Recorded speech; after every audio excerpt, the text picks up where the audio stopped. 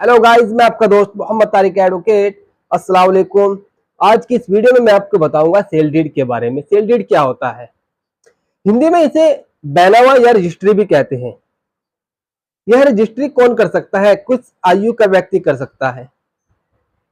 और पुरुष को कितनी स्टाम्प ड्यूटी पे करनी पड़ती है और साथ में लेडीज को कितनी स्टाम्प ड्यूटी पे करनी पड़ती है। और साथ ही साथ मैं बताऊंगा कि सर्किलेट के बारे में। सर्किलेट क्या होता है? सबसे पहले मैं आपको बताना चाहूंगा कि बैनामा कौन व्यक्ति कर सकता है। बैनामा वही व्यक्ति कर सकता है जो अनसोन माइंड ना हो, यानी कि जो जिसकी मेंटलिटी जो मतलब मानसिक रूप से बिल्कुल स्वस्थ हो, अपने अच्छा बुरा समझने में सक्षम हो, वही व्यक्ति बैनामा कर सकता है। और उसकी आयु 21 वर्ष से कम नहीं होनी चाहिए। उसकी आयु 21 वर्ष से ज्यादा होनी चाहिए या 21 वर्ष होनी चाहिए। 21 वर्ष से कम की नहीं होनी चाहिए, चाहे वो लेडीज हो चाहे वो जेंट्स हो, मर्द औरत में कोई भी हो सकता है। और जैसे मैं स्टेट उत्तराखंड और हरिद्वार जिले का रहने वाला, हमारे यहाँ देखो और राज्यों का तो मुझे पता नहीं कि यहाँ पर जो रजिस्ट्री होगी यानी कि जो बैनामा होगा वो अगर आपकी प्रॉपर्टी बसासत हो, ठीक है, बसासत में आपकी प्रॉपर्टी यानी कि मकान हो, दुकान हो, प्लॉट हो, तो होगा मीटर में, ठीक है। और अगर प्रॉपर्टी कहे की खेती की, तो जो बैनामा होगा यहाँ पर हेक्टर में होगा, यानी कि 1 हेक्टर में 15 हेक्टेयर हो, ठीक हो, 15 बीघे हो 1 हेक्टर में, ठीक है। हेक्टर अलग हो, हेक्टेयर अलग हो। हमारे यहाँ जो होता है तो हेक्टर में हो, ठीक है। और अगर कोई जैसे कोई मकान हो, दुकान हो, कोई भी पुरुष अपना अपना बैनामा करा रहा, यानी कि जो व्यक्ति बैनामा करा रहा उसे स्टाम्प ड्यूटी पे करनी पड़ेगी पुरुष के लिए 5% हरिद्वार जिले के अंदर, और लेडीज के लिए 4.5% यानी कि 3.75 स्टाम्प ड्यूटी पे करनी पड़ेगी। और साथ ही साथ दोनों को 2% रसीद भी पे करनी पड़ेगी। 2% रसीद यानी कि जो सरकार की जो फीस निर्धारित रखी।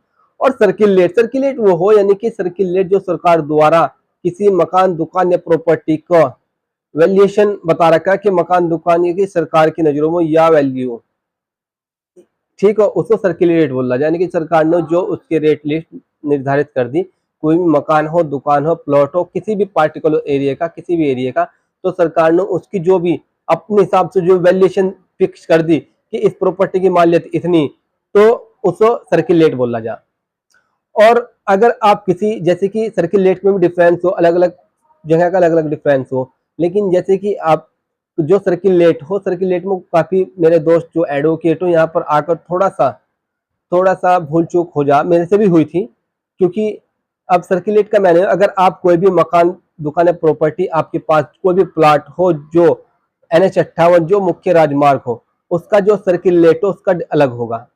और जो अगर 200 मीटर के दायरे में आ रहे जो मुख्य यानी कि राष्ट्रीय राजमार्ग से जो रास्ता, मुख्य NH 58 जो रास्ता, ठीक है, जो रोड हो, अगर 200 मीटर के अंदर आ रहे तो उसका जो होगा, किसी भी जो कोई भी एरिया हो, ठीक हो, वहां पर उसका जो सर्किलेट होगा उसका अलग होगा। अगर 200 मीटर से पीछे उसका सर्किलेट अलग होगा। अगर उत्तराखंड के अंदर यह दे रखा, यह कानून बना रखा कि अगर कोई भी व्यक्ति जो अदर राज्य का रहने वाला, वह 7 बिस्से यानी कि 7 बिस्से यानी कि 3 यानी कि 2400-2500 फीट से ज्यादा जमीन यहाँ पर उत्तराखंड के अंदर खरीद नहीं सकता, ठीक है, जो सरकार ने निर्धारित कर रखी। लेकिन अगर कोई भी व्यक्ति यहाँ पर खरीदता हो क्या प्रॉपर्टी 7 बिस्से यानी कि 2400-2500 फुट से ज्यादा, तो उसे परमिशन लेनी पड़ेगी, डीएम की या SDM की परमिशन लेनी पड़ेगी, ठीक हो। बगैर परमिशन के वो खरीद नहीं सकता। अगर खरीदोगा तो कोई भी यूपी का रहने वाला, मध्य प्रदेश का, दिल्ली का, अगर उत्तराखंड के अंदर खरीदोगा 7 बिस्सों से ऊपर नहीं खरीद सकता, यानी कि 2400, लगभग 2400-2500 फीट ही खरीद सको, ठीक है। और उसके बाद अगर कोई प्लॉट हो, प्लॉट के सामने जो रास्ता जा रहा उसकी जो हाइट यानी कि चौड़ाई हो, उसकी जो चौड़ाई हो 18, लगभग 18-19 फुट से तक है, तो आपको जो सर्किलेट आपका जो दे रखा उस मकान, दुकान या प्लॉट का जो अलग अलग जो सरकार ने वैल्यूएशन निर्धारित कर रखी, वही उस पर स्टाम्प ड्यूटी पे करनी पड़ेगी 5%। और अगर वह रास्ता ज्यादा यानी कि लगभग 19 या 20 से ज्यादा 28-29 फुट तक के है उसकी, मतलब मीटर तक 28-19 फुट तक है उसकी हाइट, 29-30 तक लगभग, तो आपको 5% स्टाम्प ड्यूटी बढ़ जाएगी। यानी कि अगर जैसे एग्जाम्पल के तौर पे मैं आपको बता रहा, 1000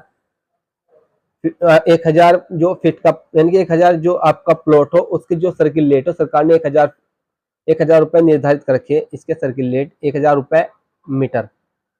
और अगर आपका रास्ता 18 फीट से ज्यादा, तो यानी कि इस पे 1000 का 5%, 105% पे आपको स्टाम्प ड्यूटी पे करनी पड़ेगी।